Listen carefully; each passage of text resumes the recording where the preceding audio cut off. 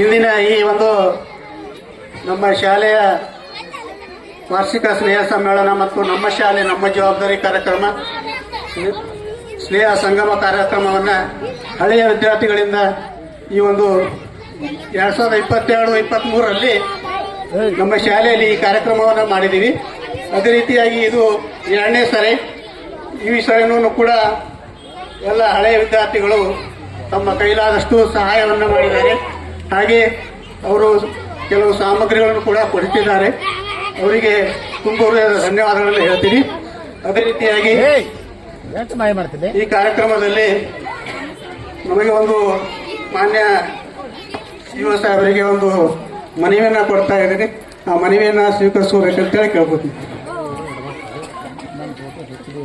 ಒಂದು ಶಾಲೆಯ ಅಭಿವೃದ್ಧಿಗೋಸ್ಕರ ಒಂದು ಮನವಿಯನ್ನು ದಯವಿಟ್ಟು SDMC ಅಧ್ಯಕ್ಷರು ಬಾಯಿಗಳಾಗಬೇಕಂತ ಕೇಳ್ಕೊಳ್ತೇನೆ.